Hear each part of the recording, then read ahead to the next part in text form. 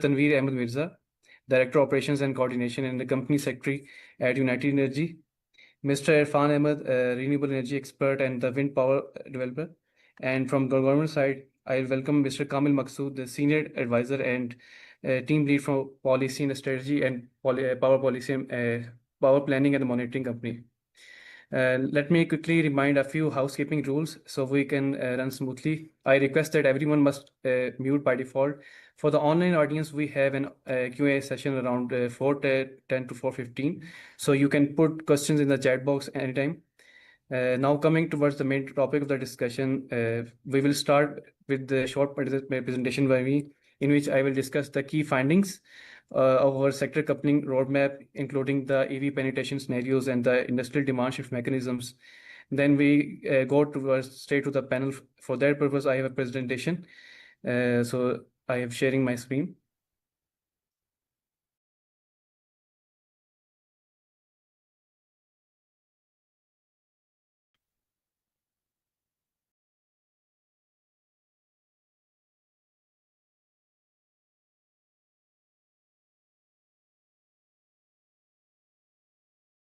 Can anybody tell me that my screen is shared or not?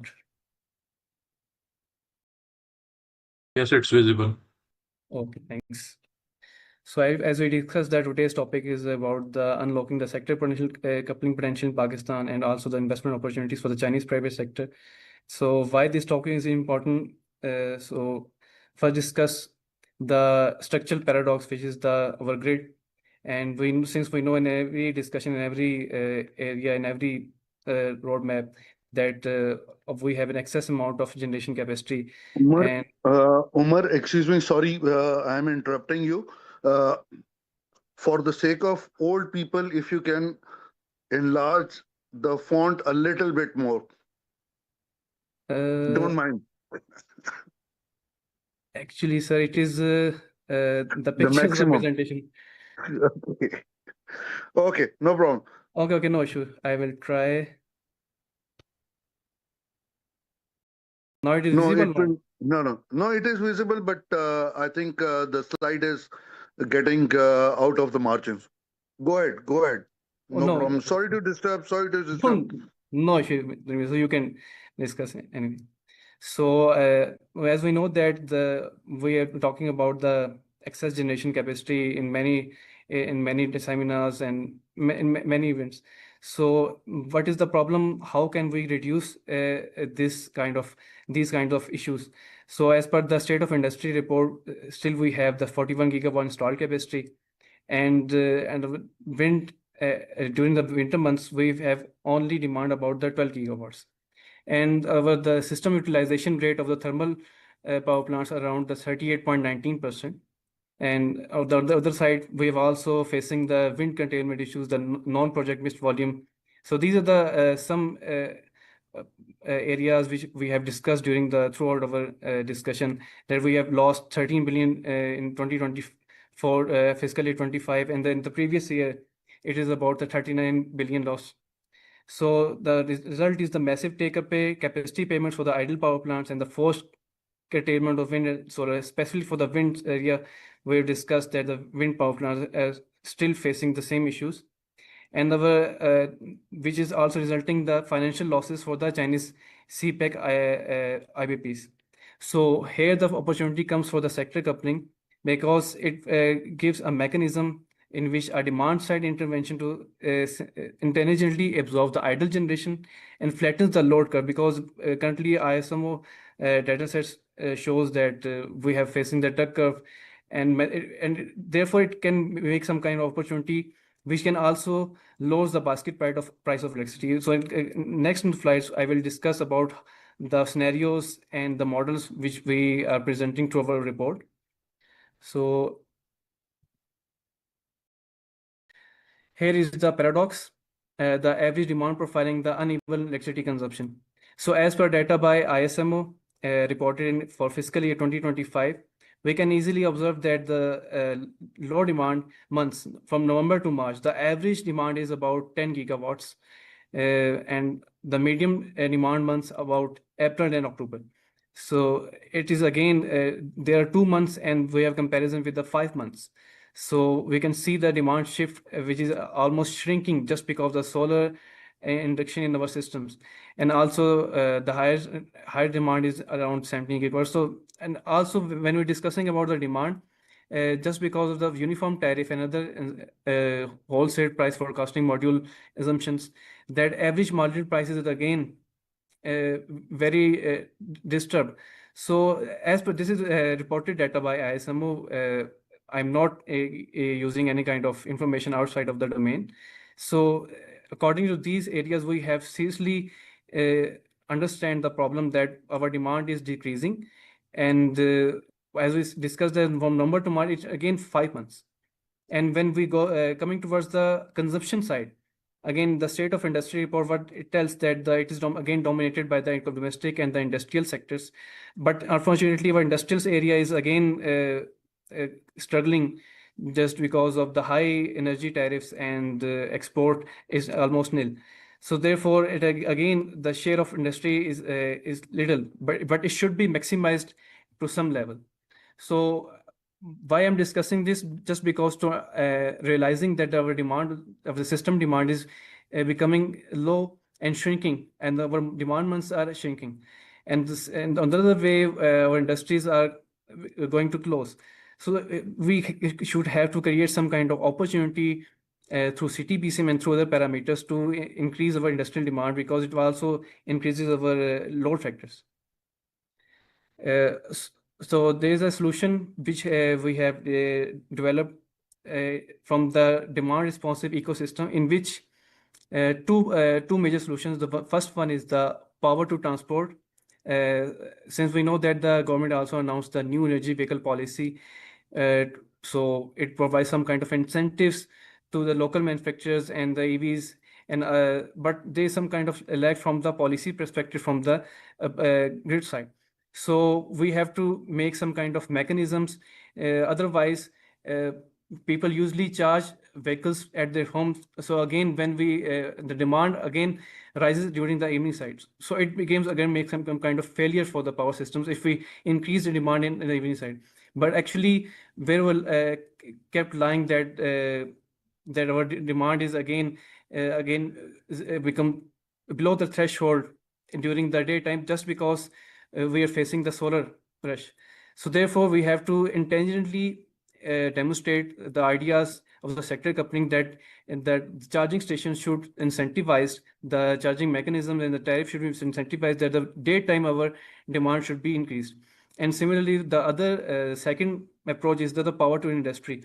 The power industry approach, it depends upon the shifting the heavy load, the continuous load, just like the green ammonia electrolyzer, the cold storage, which can be used, which can be introduced through time of use tariffs. So all these things, these two cases which are very viable for Pakistan. And why Chinese B2B investment is very important, because they're already investing in Pakistan, specifically of the wind, and not only the wind but other transmission sector. Therefore, they have a capability to make some kind of improvements in the systems. So now discussing about the modeling side. Actually, I'm not discussing about the details of the model, just presenting the outputs of our research. The details of the research is under design process and will be shared soon. So as I discussed, the first model is the power to transport. So in the power to transport, I just analyzed the overall the data provided by ISMO, in which I identified the high wind curtailed day, which is referring as the 27th November, and based on this 24-hour data set, I run two scenarios just as a test case. We can extend this limit to 1 year, but for the current situation, I just utilized it. What are the outcomes? So I use the PIPSA, Python for Power System Analysis, a single node coupling model, in which I introduced the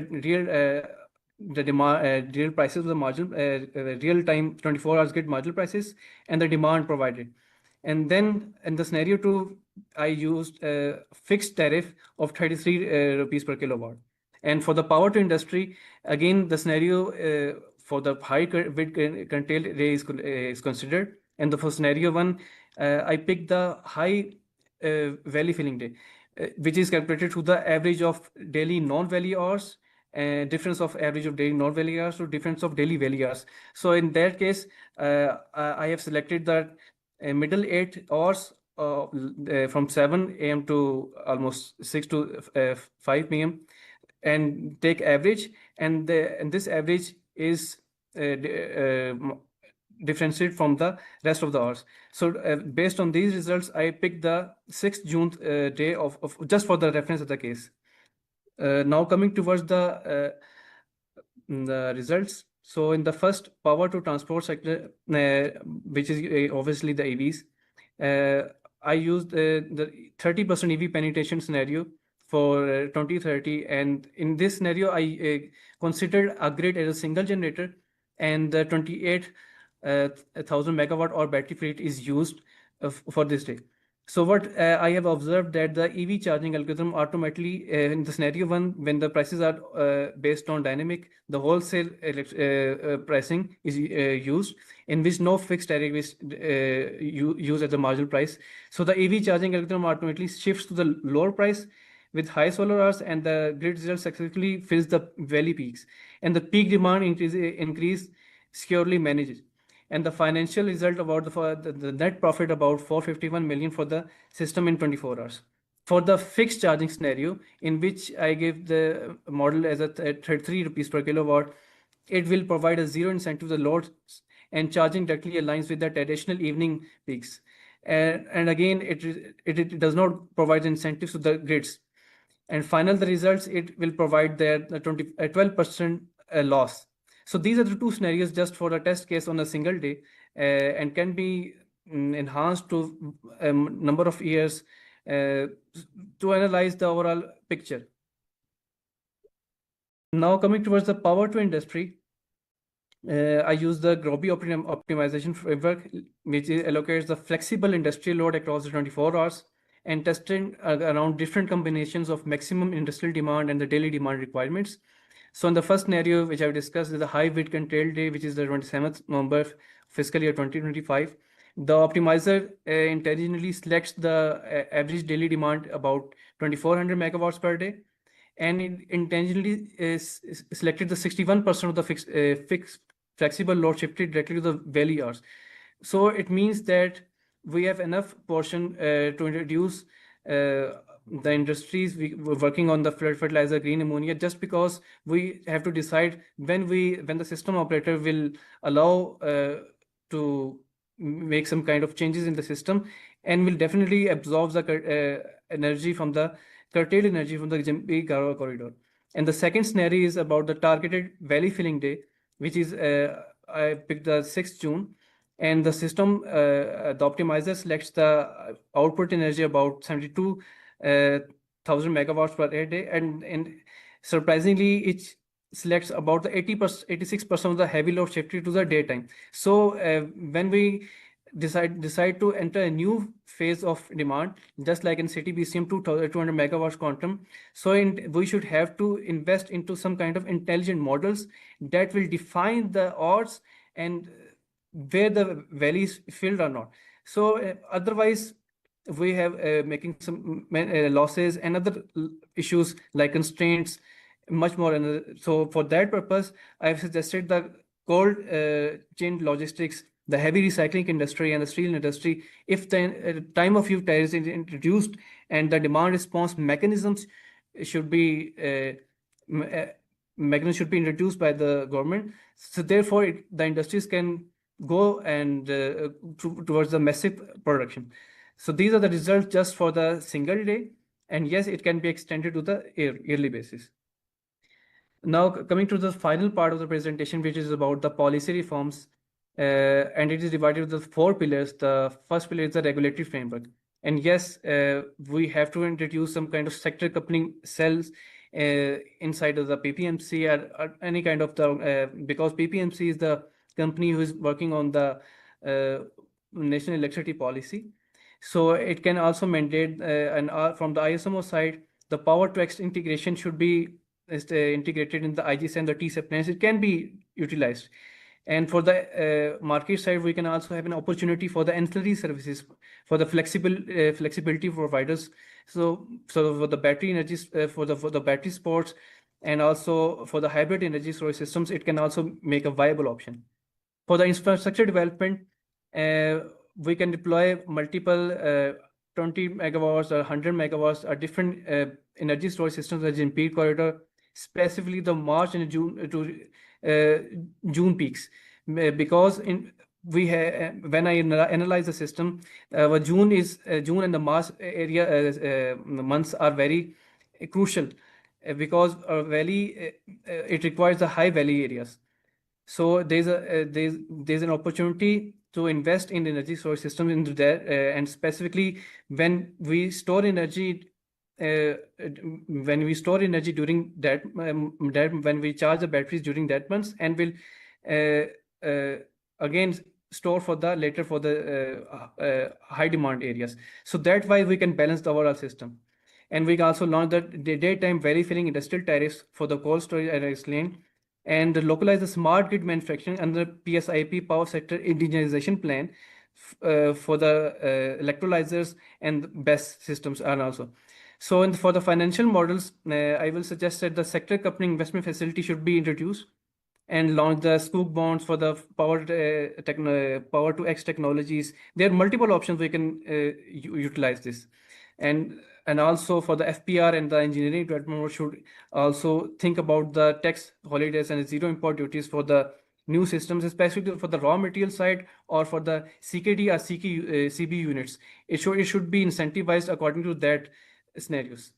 And finally, the capacity building, we should launch the Pakistan's China Center for Excellence or Technological Transfers, develop the National Energy Data Sharing Platform, because we currently facing data sharing facing issues regarding data sharing protocols. We do not have any kind of concrete data.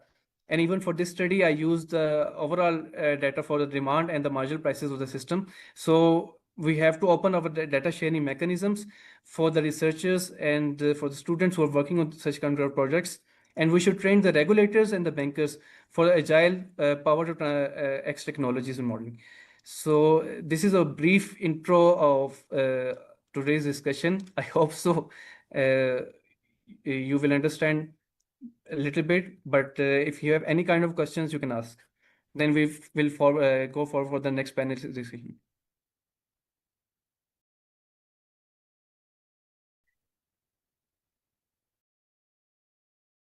So any questions? I will forward a discussion towards the Mr. Tanveer Mirza Sahab.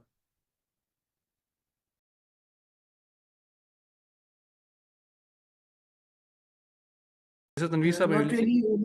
You may proceed. Okay. So for the Mr. Tanveer Sahab, I have a question that you have observed the presentation and the analogy which I've created.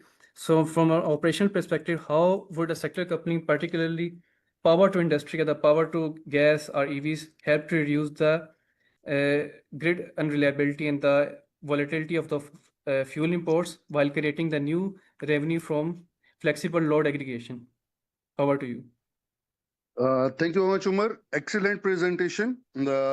My dear fellows, distinguished audiences, distinguished speakers, and obviously the honorable distinguished STPI members. Thank you very much for inviting me to such a crucial topic. This is a very important topic these days, considering the geopolitical scenario in which everybody is having a difficulty with reference to fossil fuels and everything. So it is very important that we should look into the coupling side with reference to renewable energy. Unfortunately, the important thing, as you have said, the questions. So before coming on to the question, I think the important thing is to realize the ground zero, the real scenario at the ground. The unfortunate thing is that at this moment, we are into a very different paradox. We have wind and solar. but unfortunately it is being curtailed. Our projects on the fossil fuel having a very high cost, and various other different issues are there for this. So what I thought is that it is, I think, very mandatory, and I think all of the audiences and all the distinguished guests, they agree that there is no need for any further power generation for Pakistan. Rather, it is very important that we should look at our resources, which we have with reference to renewable resources and the other resources we have, and we have to do the sector coupling for this. So, one thing is, as you have mentioned, I think we have to learn from the history also. We have taken up a lot of major reforms in terms of actions only, but unfortunately, those have not been materialized on ground. For example, initially, we have used solar wind hybrid model, okay, but it is not being materialized. Now, I fully agree that it is very important to have if we include battery storage into that. So if we have solar wind hybrid with reference to the battery storage, so definitely we are trying to get the maximum benefit of it. Also, we have the concept of wheeling previously, many years back, but unfortunately, there's no such materialization of this wheeling concept on ground. It was there. Okay. So why I'm saying all these things? Because we have to see that there are opportunities in Pakistan. Definitely there are opportunities. For example, it is, if we are talking about the Chinese. So why Chinese? For example, Chinese is because that we and Chinese are not just allies, we are like brothers. We understand each other. We understand, we learn from each other. And that is why we always trust our brothers, Chinese, and we always try to request them to come into Pakistan to invest, because we are going extra miles with them. We, in the past, in the recent past, in CPEC phase 1, what happened is most of the projects are from the China. Okay. And not only our Chinese brothers, but our Pakistan nationals have contributed a lot and very extensively to make it a success. And this success has been not demonstrated only in Pakistan, but throughout the world. And that is why we believe that if we are going with the CPEC phase 2, and if we are going together hand in hand with China, I believe that there are options available which can bring this as a success also. Okay. Coming back now specifically towards our main agenda, that what the question you have asked. Okay. What I believe is that it is very, very important that for the coupling, we have two type of power to industry and power to transport. These are two areas which I think have a lot of potential for Pakistan. In terms of, let me first come to power to industry. Okay. Why I'm saying like this? Because there is already a gap in terms of why I'm saying like this. There is a gap because when in the CPEC phase 1 was there, so both the nations, China and Pakistan, they have agreed to establish free priority economic industrial zones. So if, for example, we still move on towards these industrial zones and we support these industrial zones with solar, wind, or even battery backup, or combination of all these things, I think in this manner, what I suggest is that instead of developing the whole industry into that, no, let's make a pilot project now, because we are not successful in these years to develop one of the economic zones. So let's make a pilot project. Why I'm saying a pilot project? Let's select a few industries, maybe cotton industry, garment industry, sports industry, utensils industry, and one or two other more specific industries which can do the exports only. Incentivize them, give them the power through renewable resources, give them the power through coupling, and let's see, give them some incentives, the tax incentives or anything, monitor their sales and everything, discuss with them that, okay, after 3 or 4 years, whatever the exports you are going to do, then we will discuss all those financial aspects of the taxes and everything from you. So this could be one of the other options as well. With reference to coupling for transport, definitely there is a lot of potential. EV vehicles are there. We can import more of the EV vehicles.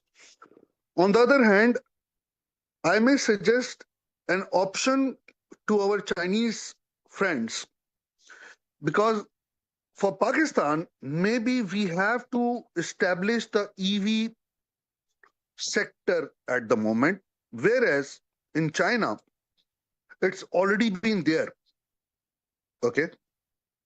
So also, we are supporting China for Gwadar port, and China and Pakistan, they thought that if the products are coming from the north of Pakistan, from China, and going to Gwadar to the port, is it possible that Chinese friends, they can bring in their EV vehicles? EV vehicles, because why I'm saying like, because in China, the heavy trucks are also there on EV. And over here in Pakistan, we should develop their charging stations. So this would help, rather than to invest more onto the EV vehicles at the moment, we can move on to this side as well. Okay.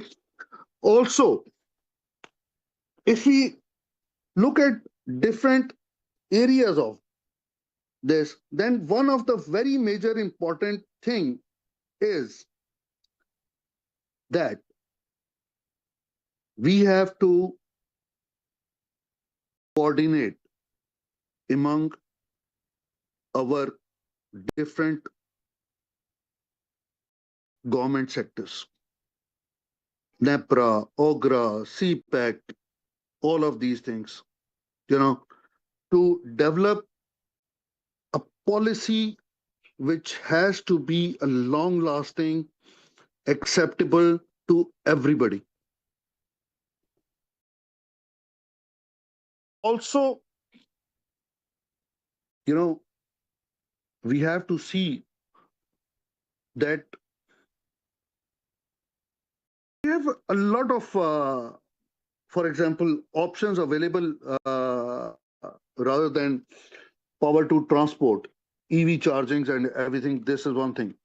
Then, as you have mentioned also, we have in Pakistan, we have desalination plants. We can develop some more of the better desalination areas where we can use these areas with support through the renewable energies, you know. And in industry, the heating is one of the very major component. So we can use this is over there. And Pakistan, especially in the garment area, garment sector, this is one of the very important aspect. Then if we are talking about power to gas, then definitely green hydrogen. And if we are going to for green hydrogen, that is, it is going in the fertilizer area, it will go into different other areas as well as we are having a good absorption for the electrolysis as well. So there are areas, the potential is there in Pakistan. It's not like this that there is no opportunity for in Pakistan in all these crisis moments. But the only thing is that we have to be very focused. The decision makers have to take the right decisions, and it should not be in the limbo, or it should not be delayed in such a sense that, you know, as I've just mentioned a few examples, solar wind hybrid, wheeling. So we have to take the steps which are required for the growth potential of Pakistan. We should not go just blindly that the other nations are doing this, the other are doing no. We are a different independent country. We have solar potential, we have wind potential, and we have most of which the human resource potential available in Pakistan. And also, we are among those nations who want to be the number one in the world. So we are always struggling. So if we are a struggling nation to do this, then this is the biggest potential for anyone. And as Chinese are our friends, we are there to help them. We are there for them to move hand in hand, and we believe that is it. One another important aspect I just wanted to mention, I think it is not among your question. There are certain areas also which are not tapped with reference to sector coupling in terms of fuel. I want to talk specifically about the fuel ethanol. Why I'm saying like this? Because Pakistan is the fourth or fifth biggest sugarcane producer in the world. We are almost producing around 89.5 or almost 90 million metrics of sugar every year. No, sorry, sugarcane every year. So this is not only used for the production of the sugar, but the byproduct is the ethanol also. Normally what happens is that this ethanol is not being used as fuel over here. It is mainly exported. But I think one of the other opportunity available in Pakistan is that with reference to our Chinese friends, because they also are one of the biggest sugarcane producers, and we have a good cultivated land over here. So keep this sugarcane, whatever we have, for our domestic use, plus we should have more cultivation of sugarcane in terms of develop only and only ethanol from the whole of the sugarcane product.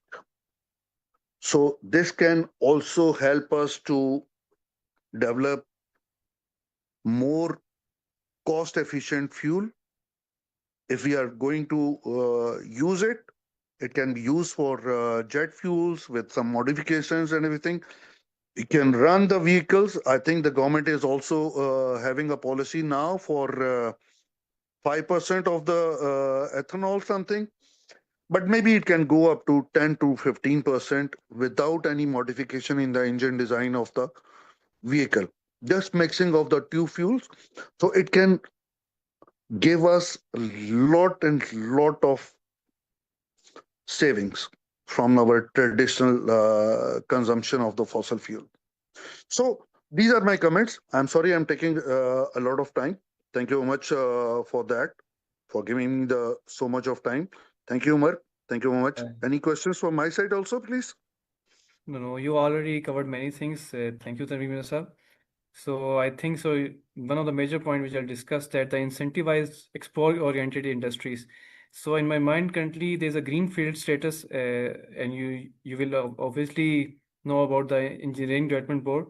They will allow some kind of incentives to the export-oriented industries. So you can check this status, SRO specifically. I don't remember the SRO, but I mentioned that is the greenfield status. And second one is the ethanol. Yes, we should also have to develop some kind of innovative ideas. And specifically here I mentioned that the R&D activities were still lagging behind. And the Chinese intervention in this area is very much high. So we have to utilize these concepts and areas. Now I will request Mr. Irfan Ahmed Saab. I also request MIS team to present his presentation. So over to Mr. Irfan sir. Hello, this is Irfan Ahmed. Can you hear me? Yes, sir. Okay, fine. So I think this presentation can be put on full screen now. Yes, that's fine. So, well, I was asked to talk about wind energy curtailment in Sindh and exploring sector coupling to reduce this national loss. When I checked with sector coupling, I came to notice that for the current projects, for the legacy projects, sector coupling may not be that good as defined. So I have then gone into and looked into other kinds of sector couplings which can help us. So as we go along this presentation, I will give you some idea about that. So I've noticed that there are no foreign speakers, no foreign participants. So perhaps we can also use Urdu and talk generally about things. Yes, English, you can. Yeah, No issue. that would be fine. So the next slide, please. Wind curtailment in Sindh, the major reasons. Number one is the network issue.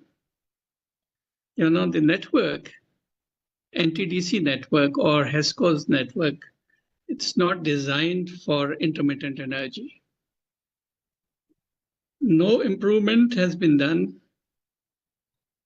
since the tariff was given upon the confirmation from NTDC that it can evacuate all the power generated by RE projects.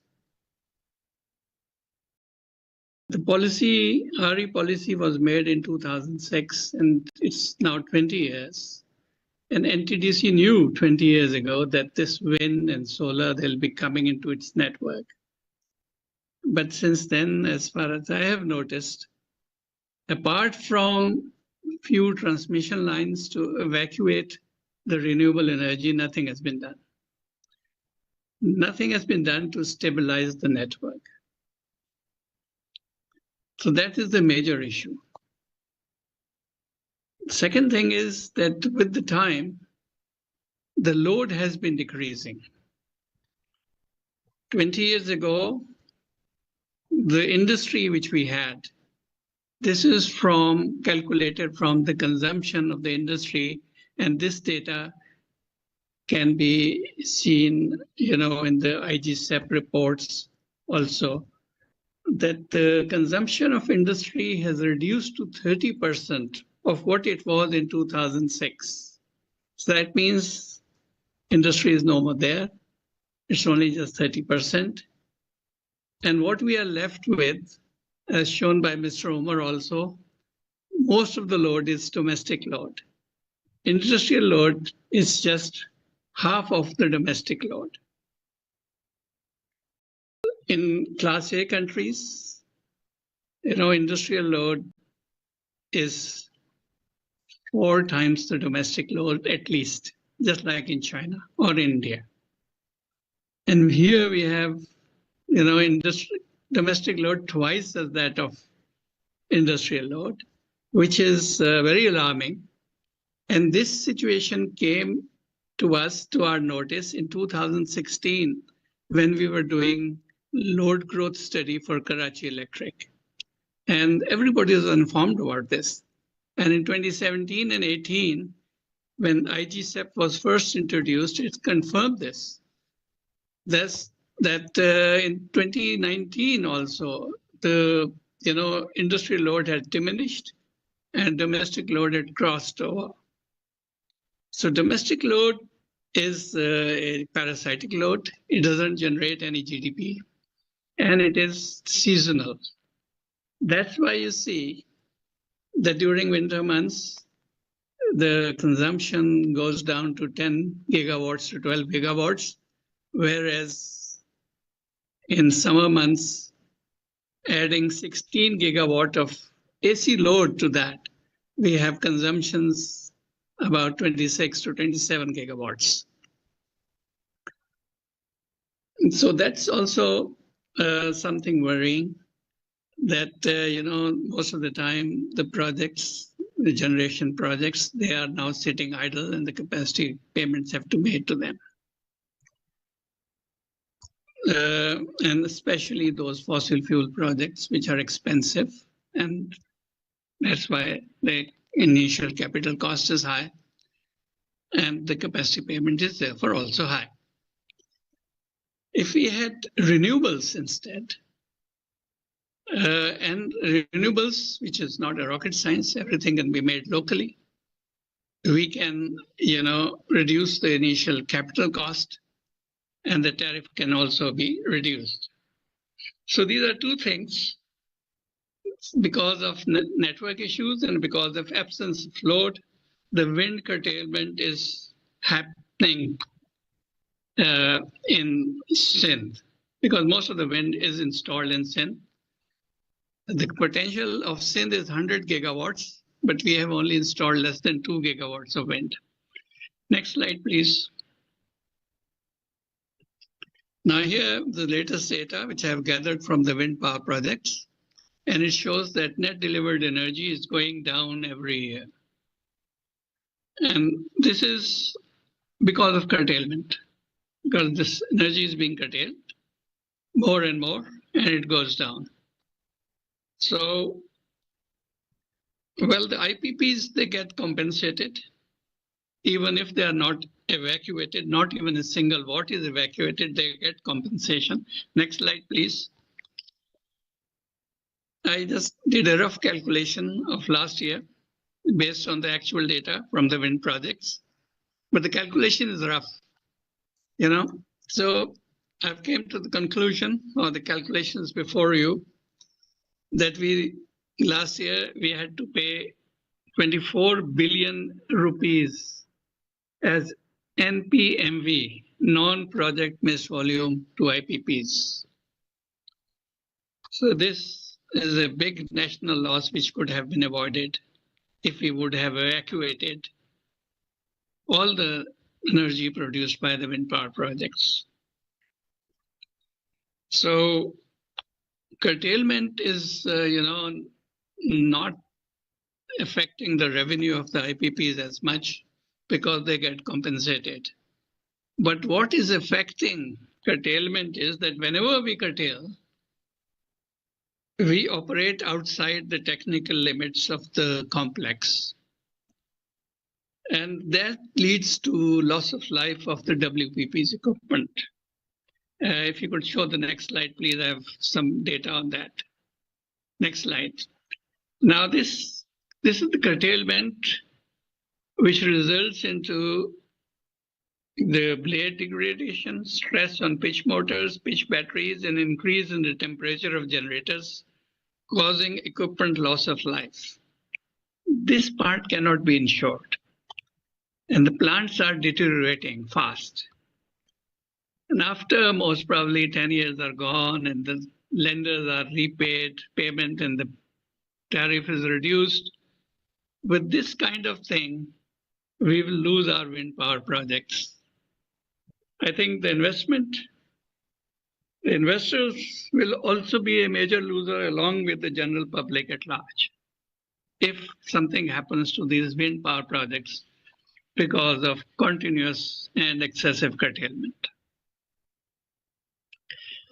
Next slide, please. Now, this was an SIFC planning of RE transition. You can see that in SIFC brochure issued in September 23. We have lost everything. We have not done anything here.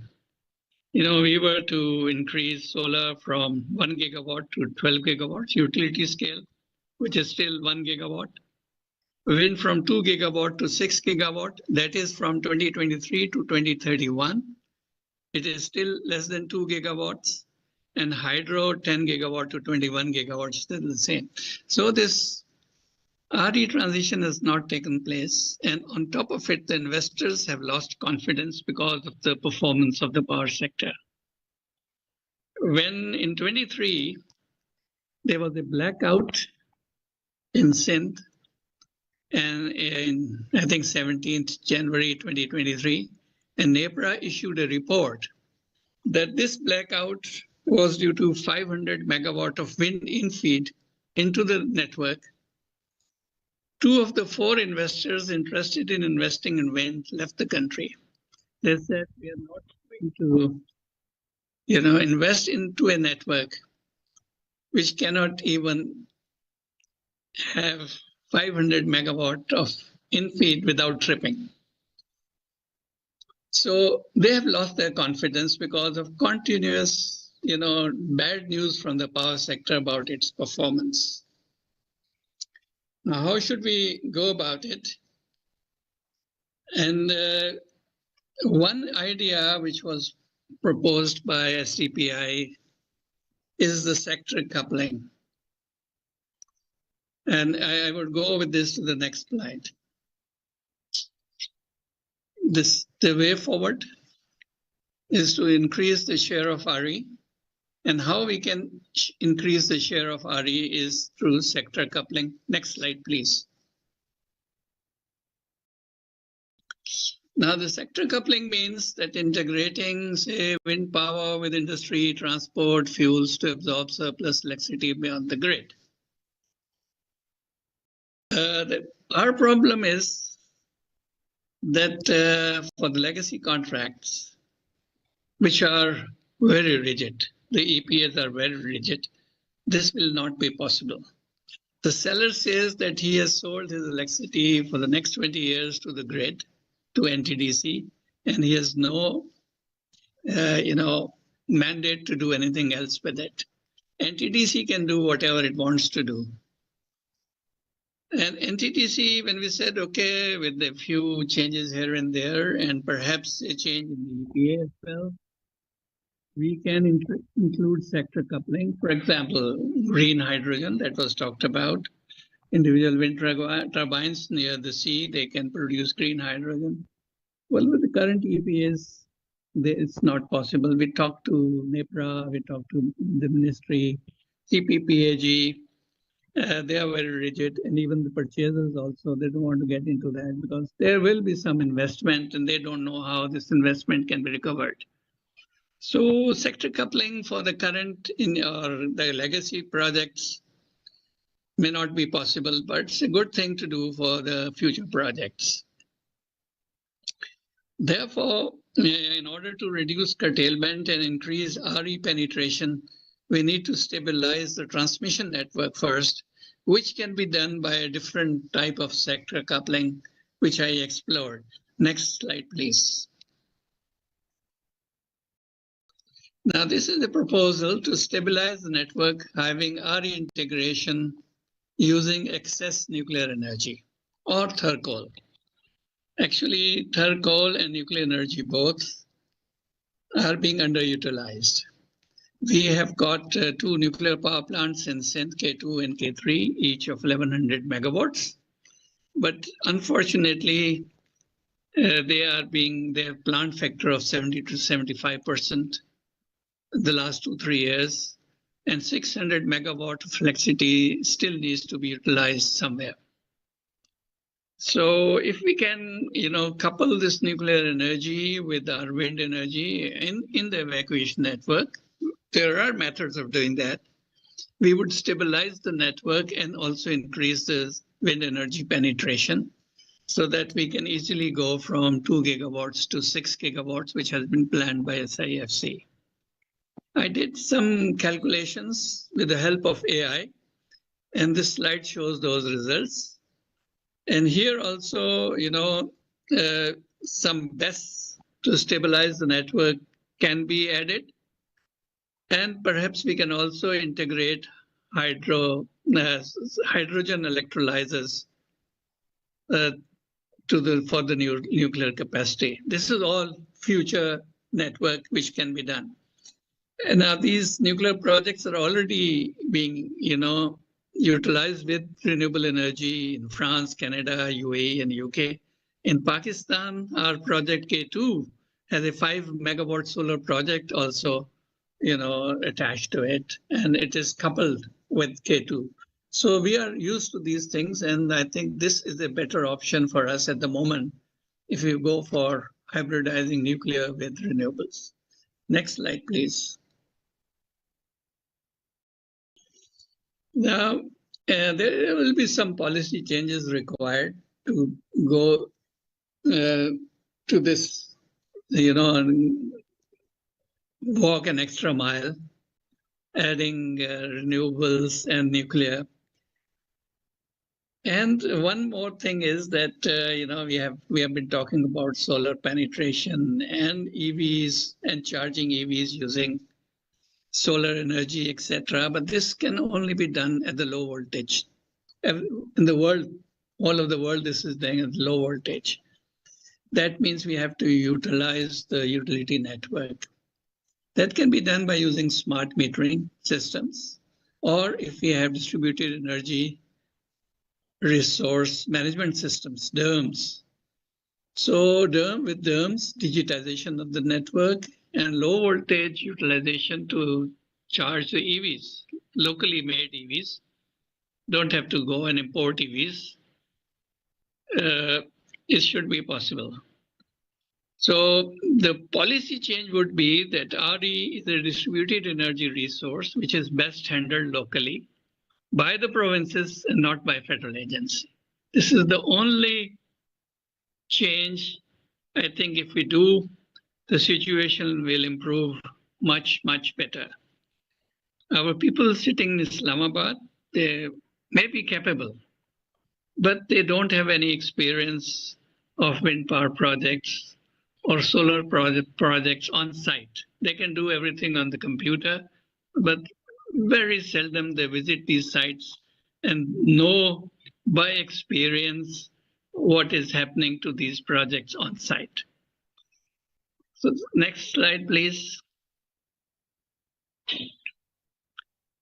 Now, beyond curtailment, I said there should be some key policy changing. Since wind is in Sindh, so I was recommending some changes in Sindh's policy. Sindh doesn't have any, provincial integrated energy plan. They should make one for themselves. And no just transition or local value chain strategy has been formulated by Sindh in case of wind. Unless and until we have local value addition, we shall be importing heavy, capital intensive equipment from abroad. And also we'll be borrowing money since we don't have any dollars. So unless and until we add some locally made equipment to the wind projects, and these projects will not be successful, whether they have sector coupling or without sector coupling. Next slide, please. Next slide, yes. I think we can leave this. Next slide. I would talk about the private sector is leading this. You know, in the private sector, in the industry has also gone for RE as captive power projects, and 200 megawatts of wind turbines have also already been installed, and in the captive plant power plants. So as Tanveer Mirza Saab was saying, that you know, hybridizing solar with wind may not be that useful, but these plants, captive plants, are using wind, solar, and BESS hybrid. They're using battery energy storage. So I'm very happy with whatever they're doing. And this is the way forward, most probably. The grid electricity is becoming unaffordable and it is very unreliable. So the industry requires something affordable and reliable, and which is the RE project. For domestic use, I would suggest community grids with the facility of EV charging, and this is also possible. Germany is going with that. Germany has got 90 gigawatts of rooftop solar installed, out of which 45 gigawatts is net metered. And we have total installed capacity of 41 gigawatts. So now coming to wind to wire, what can be done locally? I think electrical balance of plant, as being shown here on the slide, yellow part that can be totally done locally. I've been offering these plants, locally made electrical balance of plant, since 2008. But the NTDC specifications were such that these had to be imported. NTDC can revise its specifications and we can start manufacturing at least electrical balance of plant locally. The other expensive item is wind towers, WG towers. You can see that here on the left of the slide. And these can be manufactured locally as well if we don't, you know, import steel towers from China. So together with electrical balance of plant, civil works, engineering and design, and WTG towers, local value addition can be increased to 65%. And, you know, you don't have to wait for that. You can do it right now. So next slide, please. So if we use concrete towers, we have got another big advantage. The thing is that, number one, all the material is available locally. The steel, crush, cement, sand, everything is available here. But the life of concrete towers is 20 to 40 years. Our wind projects have a project term of 20 years. This is just because the life of steel towers is 20 years. Nobody would insure a project with steel towers after 20 years, because the towers, they are because of fatigue and corrosion, mostly, you know, coastal areas. After 20 years, they cannot be, you know, it's not sure if they would fell down and along with the turbine itself. But the concrete towers, they have a life of 40 years. And if you see LCOE formula, some of the cost over lifetime, some of the electrical energy produced over lifetime, if you increase the lifetime of the project by 2 times because of concrete towers, the LCOE would be half. That is, the tariff can be reduced from today's 5 cents to less than 3 cents. Next slide, please. So these can be constructed in, you know, situ or precast. And as possible in Pakistan, we have contacted a number of civil engineers who have done the surveys and confirmed, yes, there is no issue with making concrete towers in Pakistan. So this is what I would recommend to include in our next projects. The government should do also. I asked the EPC contractors, mostly Chinese EPC contractors, why they don't why they don't construct with concrete towers, the projects. They said they get a rebate when they export their Chinese steel. 17% rebate they get. But they also added that in case the government wants or says to use concrete towers, they would be happy to do that. Next slide. So I've calculated, with the help of AI, I have calculated the cost of concrete towers, which is much less than steel towers. And it has got other added advantages as well. So next slide, please. Now this is the main slide. अपनी हस्ती से हो जो कुछ हो, आगे ही गर नहीं गफलत ही सही. Well, I didn't want to use this second part of the verse, आगे ही गर नहीं गफलत ही सही. पाकिस्तानी जो है ना वो गफलत की तरफ ज्यादा चले जाते हैं. तो इस पहले ही जो है इसके मिसरे को ख्याल में रखिए कि अपनी हस्ती से हो जो कुछ हो. और सीपैक अगर 2.0 ने आना है तो आपको आगे बढ़ के चाइनीज का साथ देना है. पहले की तरह नहीं कि आपने सब कुछ उन पे छोड़ दिया. उनको शिकायत रही है हमसे और STPI के ही प्लेटफॉर्म पे उन्होंने शिकायत की थी कि हम अब भी आप तैयार हैं आपकी मदद करने के लिए, लेकिन आप खुद भी तो कुछ करें. तो हमें पहला स्टेप हमें लेना है. Okay, Irfan sir. Okay, thank you. Time is Thank you very much, Irfan sir, for your wonderful suggestions. You've discussed many points, not only for the NPMV, but also the localization content of the system. Now I will ask Mr. Kamil Maqsood sir. Just 1 second, Umar. Sorry to interrupt you. एक चीज मैं थोड़ा सा add करना चाहता हूँ, क्योंकि इरफान साहब ने मेरा नाम लेके कहा था तो मैं चाह रहा था कि उसको थोड़ा सा रिप्लाई कर दूं.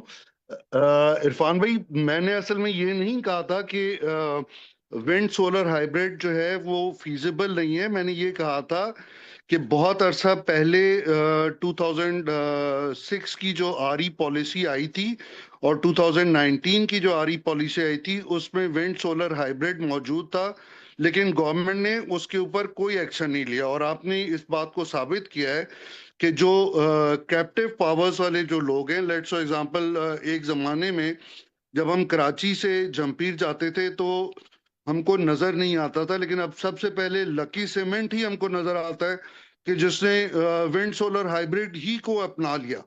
उसके बाद जो ही हम आगे आते हैं तो और बेशुमार सारे लोग हैं जिन्होंने विंड सोलर हाइब्रिड को अपनाया है. लेकिन जो हमारे विंड पावर प्रोजेक्ट्स हैं, जो IPPs हैं, उसमें एक के पास भी जो है ना अभी विंड सोलर नहीं लगा. पता नहीं क्यों गवर्नमेंट हम लोगों को इजाजत नहीं देती, लेकिन Irfan sir, प्राइवेट सेक्टर के kindly, लोग I'm sorry to interrupt you that Mr. Kamil is waiting and he's from Okay, PPMC. just only so this thing, sorry. Yes. Just kindly. So, Sorry, Kamil, please go ahead. No worries, sir. No worries. So, Mr. Kamil sir, I have a question that you know about the discussion about related. So, how can a separate sector company help to resolve Pakistan capacity paradox and the surplus installed generation, yet facing the frequency electricity shortage, and what are the technical and regulatory bottlenecks? Or how can we integrate the sector company in the Pakistan's grid? What we will suggest? Over to you. I'll begin by few comments on the curtailment part. Then we will then again. Yes, you may proceed. No issue. You may. I'll probably have a very comprehensive comment. I'll start one by one.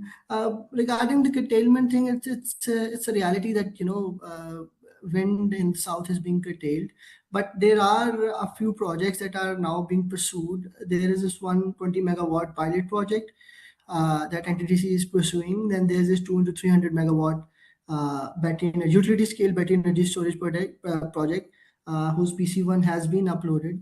Then there's this another angle that is the transmission line angle. Matari, Moru and Himyar Khan line is also being pursued. so to sort of cater for the north-south transmission constraint that have been there for quite some time. Now we just move towards, what sort of ecosystem is in place right now for, so what sort of an enabling environment, what do we have at our disposal to sort of unlock the potential for sector coupling. One is that we are, at a very decent pace, we are moving towards the deployment of AMI. At this point in time, around 2 million AMI smart meters have been installed. ISCO is leading, GAPCO is one step behind, then FESCO and LESCO and all these distribution companies, the smart meters are being installed, and that's a very critical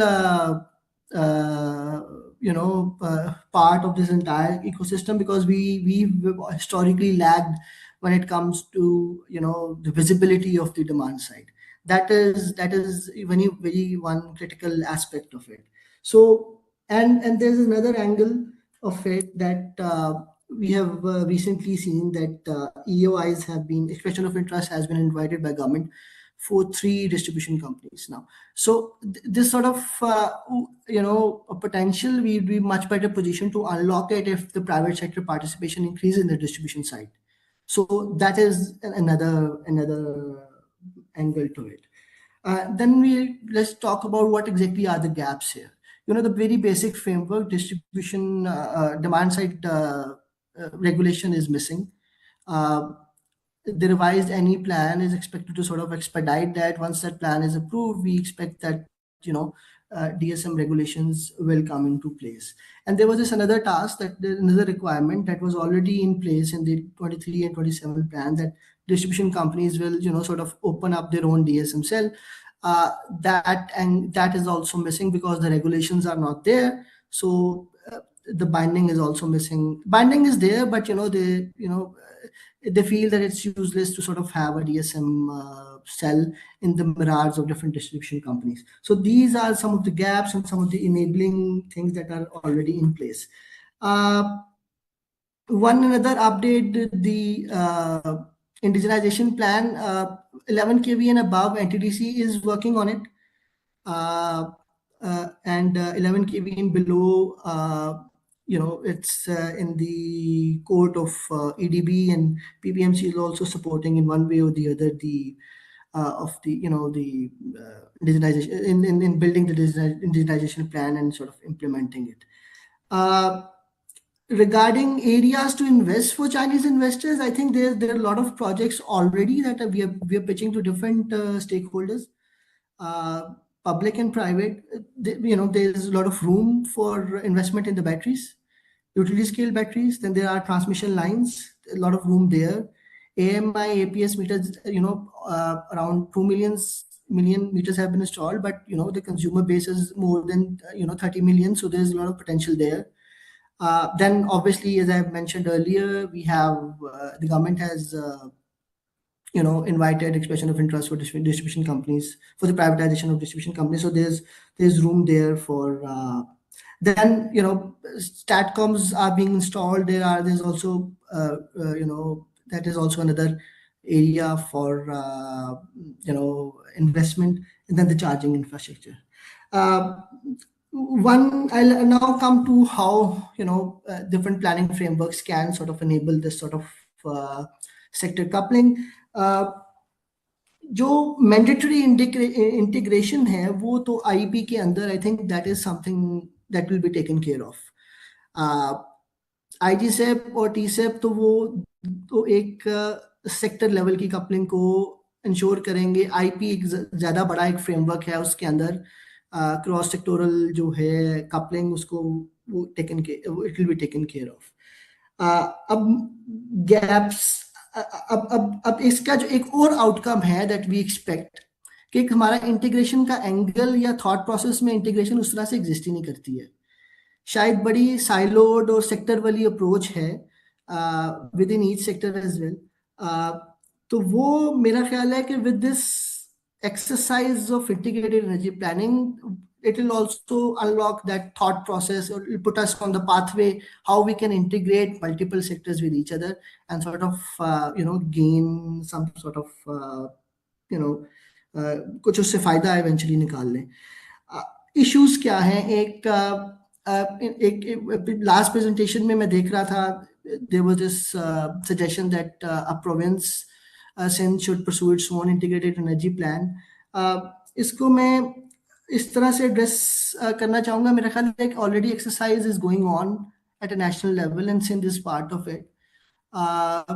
तो मेरा ख्याल है that needs to be strengthened and facilitated, और एक दूसरे के साथ coordinate करके with all stakeholders एक national level का integration plan जो है वो उसको अगर हम we pursue that. क्योंकि अच्छा छोटा जो सिस्टम होता है उसमें अगर आरई की अपटेक ज़्यादा हो जाए, अगर प्रोविंशियल लेवल्स पे भी फ्रेमवर्क्स की बात करें या हम लोकल लेवल्स के ऊपर प्लानिंग और उसकी बात करें या सिस्टम्स को उस लेवल पे डिज़ाइन भी करें या तो वो इट्स फाइनेंशियली भी इनएफिशिएंट हो जाता है, और ऑपरेशनली इनर्शिया के लेवल के ऊपर भी बात करें तो उसको सस्टेन करना वो it's operationally difficult as well.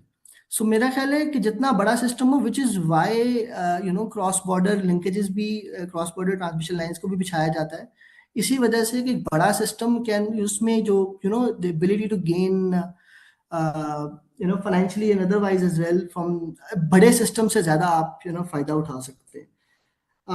एक और चीज़ है दैट आई फील कि वो एक गैप है, दैट इज़ क्योंकि आपके एक पॉइंट इसमें गैप्स का भी था, रेगुलेटरी गैप्स का. मेरा ख्याल है एक गैप्स हैं सेक्टर लेवल के अपने फ्रेमवर्क्स के अंदर, वो बात जगहों पे एक दूसरे को भी कॉन्ट्राडिक्ट करते हैं, वो that needs to be addressed. फिर क्रॉस सेक्टोरल गैप्स हैं, वहां पे भी बाज़ कॉन्ट्राडिक्शंस एग्जिस्ट कि एक वाटर की डिवीजन, वाटर के जो फ्रेमवर्क है या पावर का फ्रेमवर्क है या ऑयल एंड गैस का, आपस में भी उसमें भी स्ट्रीमलाइनिंग की रिक्वायरमेंट है. तो ये मल्टीपल लेवल्स की रेगुलेटरी स्ट्रीमलाइनिंग की रिक्वायरमेंट है. इसका मतलब कतन this is just my opinion, personal opinion, that इसका मतलब कतन ये नहीं है कि मल्टीपल आप फ्रेमवर्क्स बनाने शुरू कर दें and all that, but sort of at times trimming की रिक्वायरमेंट होगी, एट टाइम्स आपस में लिंकेजेस इंटीग्रेट करने की रिक्वायरमेंट होगी, और एक बड़ी एक्सटेंसिव एक्सरसाइज है दैट इज मिसिंग. और ये इन्वेस्टर को भी गलत सिग्नल देती है विद इन, उससे गवर्न करना उस सेक्टर को वो भी डिफिकल्ट हो जाता है. So that is something I think once this exercise is run IP की, मेरे ख्याल है बहुत सारी अलाइनमेंट हो जाएगी, एंड आफ्टर दैट शायद ये इट विल एक इन्फॉर्म्ड डिसीजन मेकिंग हो सके कि किस तरह इन सेक्टर्स को भी आपस में अलाइन करना है. एक तो रेगुलेटरी लेवल की इंटीग्रेशन की रिक्वायरमेंट है with in sector and across sectors. फिर गवर्नेंस कैसे करनी है विद इन दिस सेक्टर को, जब रेगुलेटरी वो प्रोसेसेस स्ट्रीमलाइन होंगे और क्रॉस सेक्टोरल भी हो जाएंगे तो वो गवर्न कैसे होंगे. फिर investment plans need to be streamlined as well, क्योंकि इवेंचुअली हम ये नहीं चाहेंगे कि कहीं पे ओवर इन्वेस्टमेंट हो जाए या एफर्ट्स की डुप्लीकेशन हो जाए प्रोविंस के लेवल के ऊपर या at the federal level. So ये तीन चीजों की जो रिक्वायरमेंट है, ये गैप्स जो हैं that needs to be addressed. Thank you. Okay, Kamil sir, we have a couple of questions. I think you are the person can discuss, and most of the question part of the policy and regulatory forms we already discussed, so I think so it is answered. And second, about very interesting that in light of Hormuz crisis and the growing urgency around energy diversification, how can Pakistan utilize the hydrogen as a part of broader energy security? So इसको discuss करें कि अभी इसका जो current condition है हार्मोज की या next आने वाले अचानक इमरजेंसी कंडीशन में, तो इसको प्रिसाइज करके एक्सप्लेन कर दें how you can do this for the instant, अगर कोई अगर आ जाते हैं गैप्स आ जाते हैं, इंस्टेंट आपके एनर्जी सिक्योरिटी के थ्रेट्स आ जाते हैं. Over to you.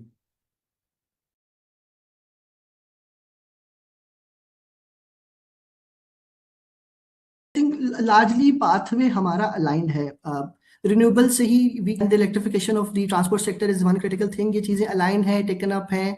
I think probably इस पे मोर इन्वेस्टमेंट इज रिक्वायर्ड. वो एलिमेंट एग्जिस्ट करते हैं. हाइड्रोजन, देखिए hydrogen, the problem with these technologies थोड़ी सी मेरा ख्याल है, जब डेवलपिंग कंट्रीज जब वो इन्वेस्ट कर रही होती है ना, तो एक वो रहता है कि मैच्योर टेक्नोलॉजी के ऊपर ही जाएं. So once the technology is not that mature तो एक रिलक्टेंस रहती है, और शायद स्पेशली इन डेवलपिंग इकोनॉमीज, क्योंकि फिजिकल स्पेस इतनी होती नहीं है, रिस्क की एपेटाइट भी इतनी नहीं होती। सो मेरा ख्याल है I think it would be safe to say कि ऑलरेडी जो स्टैब्लिश सॉल्यूशंस हैं, जो फॉर इंस्टेंस रिन्यूएबल की डिप्लॉयमेंट किस तरह हम फर्दर इवैक्यूएट कर सकते हैं, कर्टेलमेंट को डील करें उन्हीं पाथवेज के थ्रू जो हमने ऑलरेडी डिफाइन कर लिए हैं, फाइन ट्यून किया जाए उनको, ट्रांसपोर्ट सेक्टर की इलेक्ट्रिफिकेशन को परस्यू किया जाए to sort of reduce. Then for instance strategic reserves are now being considered कि वो हमने build करने हैं. So pathways more or less वही हैं, उन्हीं को pursue करना चाहिए. Optimization to an extent would be required time to time. But thankfully for instance आप देखें कि solar की पहले ही deployment हो चुकी है. Probably time of use tariffs के through during the day industry को बहुत cheaper rates पे दी जा सकती है. These are the areas. उसी पोटेंशियल को जो ऑलरेडी एग्जिस्ट करता है या जो पाथवे है वो ऑलरेडी लाइंड है विद इंडिजिनाइजेशन वाली साइड के ऊपर भी और एनर्जी सिक्योरिटी वाली साइड के ऊपर भी. इसमें एक चीज जो हम गलती करते हैं, जो एडवांस्ड इकोनॉमीज कर सकती हैं वो एक डेवलपिंग इकोनॉमी नहीं कर सकती. तो वो सॉल्यूशंस को बिल्कुल अगर अडॉप्ट करना है थिंक वो प्रॉब्लमेटिक हो जाता है. But pathway globally tool kit is the same. आईए की टूल किट भी देखें ग्लोबली, मैंने इंटरनल भी लोगों की असेसमेंट्स को कुछ देखा है, यूनिवर्सिटीज की, एकेडेमिया की भी, आप लोगों की भी रिपोर्ट्स वगैरह आती रहती हैं. मेरा ख्याल है वो pathway largely is the same. थोड़ी सी रिलक्टेंस हाइड्रोजन के ऊपर और इस तरह की चीज़ों के ऊपर आई थिंक अगर हाइड्रोजन अभी शुरू भी करते हैं तो पायलट प्रोजेक्ट्स आएंगे और वो शुरू, नॉट सेइंग कि we shouldn't start, but I think जो लो हैंगिंग फ्रूट है I think we should stick to that. And same goes for the investment में भी जो मैंने एरियाज आपको बताए हैं, आई थिंक वो लो हैंगिंग फ्रूट है, उनके रेगुलेटरी या policy frameworks to one extent exist करते हैं, उसमें गैप्स हो सकते हैं, but you know there is this some sort of enabling environment already there. Or if the private sector wants to pursue it, to obviously you know the government would be sort of would be pleased to see कि already खुद ही attempt कोई हो रही है तो. Okay, Kamil sir, thank you. Now we'll request the panelists to give one recommendation from your side. First from the Mr. Tanveer sir, please precise, just give one two recommendations, very precise. Thank you मुशब. मेरा ख्याल है सबसे पहले जो important चीज है वो ये है कि हमारी जो government plus private project sector जो है उनके अंदर एक हार्मोनियस रिलेशनशिप इस तरह से होना चाहिए कि जो हमारी पॉलिसी फ्रेमवर्क है वो कंसिस्टेंट होना चाहिए, क्योंकि जब पॉलिसी कंसिस्टेंट नहीं होती तो ड्रॉबैक्स आना शुरू हो जाते हैं और फिर हम मुसीबत में पड़ते हैं. दूसरी बात यह है कि हमें सबसे इम्पोर्टेंट चीज ये है कि जो प्रोजेक्ट डेवलपर्स हैं और जो हमारी गवर्नमेंट भी है उसको ये देखना चाहिए कि हमारे मुल्क की इंडिजिनस जो रिसोर्सेज हैं हमें उनको यूटिलाइज करना है, ना कि हमको एडवांस्ड कंट्रीज या एडवांस्ड एटमॉस्फेयर के जो लोग हैं जो रिन्यूएबल एनर्जी में हैं या किसी और जगह पे हैं हम उनको फॉलो करना शुरू हो जाएं.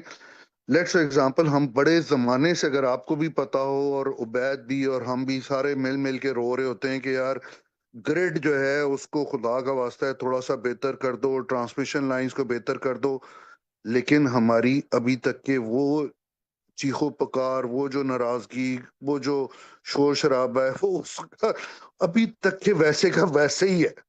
ठीक है ना, ग्रेड इंप्रूव हुआ ना ट्रांसमिशन लाइंस इंप्रूव. तो ये मेरा इंपॉर्टेंट पॉइंट होगा कि ये 2-3 मेरे इंपॉर्टेंट पॉइंट है कि इसको अगर करेंगे तो ट्रांसमिशन नेटवर्क बेहतर हो जाएगा, तो हो सकता है जो करंट आ रही जो प्रोजेक्ट्स हैं शायद वही हमें जो है ना फ्रूट देना शुरू हो जाए. Thank you very much. Now Mr. Irfan sir, but very precise, kindly, time is very short. जी, पहले तो मैं ये कहूँगा कि जो भी RE इक्विपमेंट है हमें चाहिए कि लोकली मैन्युफैक्चर करें, इंपोर्ट करने की हमें कोई ज़रूरत नहीं है. सोलर में सोलर सेल्स अगर हम यहाँ बनाएं तो बाकी सब कुछ बन सकता है, और विंड में 65-70% हम लोकली आज से प्रोड्यूस कर सकते हैं कंक्रीट टावर्स के साथ. तो वी शुड डू दैट. दूसरी चीज़ ये है कि हमें अपनी पॉलिसी चेंज करनी चाहिए. RE जो है यानी कि रिन्यूएबल एनर्जी जो है डिस्ट्रीब्यूटेड एनर्जी रिसोर्स है और उसको it is best handled locally. provinces handle करें, districts handle करें, community grids हों, that is better than it is being handled by the center. क्योंकि अब यहाँ विंड एनर्जी जनरेट हो रही है, वो पंजाब में जाके यूटिलाइज हो रही है, रास्ते में नेटवर्क के कंजेशन है. कामिल साहब एक बैटरी एनर्जी स्टोरेज सिस्टम का जिक्र कर रहे थे. 2018 में प्रोजेक्ट अप्रूव हुआ था. 20 मेगावाट आवर की बैटरी जामशोरों में फ्रीक्वेंसी सपोर्ट के लिए, विंड एनर्जी की फ्रीक्वेंसी सपोर्ट देने के लिए लगनी थी. 2024 में लग जानी चाहिए थी. अभी तक उसका 60% काम हुआ है. तो ये जो प्रोजेक्ट्स हैं इनको एक्सपेडाइट करना चाहिए.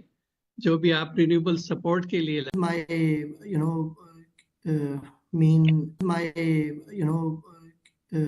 main recommendation. Oh, okay. Thank you very much, Kamil sir. Now I will request Tarmeen Mirza sir for final concluding in the final word of thanks.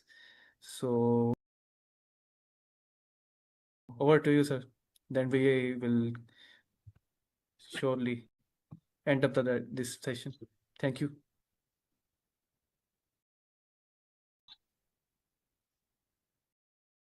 Tarmeen Mirza sir, Ji final sir. concluding remarks. Sorry. Yes. Concluding remarks and vote of thanks. Okay. Many thanks for organizing such a seminar and very good presentations we have seen from you as well as from Irfan Saab also. And I think very great comments from Kamil Saab also. What, in my opinion, we have agreed is to reduce the gaps in terms of policy making in order to enhance the RE potential of Pakistan. And with this, we can move forward for coupling industry, whether it is for the transport or is it for the industrial thing. So once again, thank you very much for organizing such a good seminar. Thank you very much, Irfan Saab, for your great presentation. Kamil Saab, for your kind words and your real insights. Thank you very much for all the participants and all the other fellow members जो इसको सुन रहे थे. आप सब लोगों का बहुत बहुत शुक्रिया. And thank you very much. We look forward कि अगर कोई suggestion आती है या कुछ होता है तो आप SDIP के प्लेटफॉर्म के ऊपर काइंडली हमें जरूर इन्फॉर्म करें और हम उसको कोशिश करेंगे कि आइंदा आने वाले किसी भी सेमिनार में उसको उस तरीके से लेके चलें. Thank you very much for all of you. Thank you once again. Thank you very Thank much you, all of everybody. the participants. I will present my report to all of you, share the report's findings. Actually, this is a very precise presentation and it is I did a very detailed modeling from side. So thank you, and we will also connect in the future. So again, Allah Hafiz. Okay, dear Allah Hafiz, thank you very much. Pay my regards to all the SDPI team as well. Allah Hafiz. Allah Hafiz. Take care.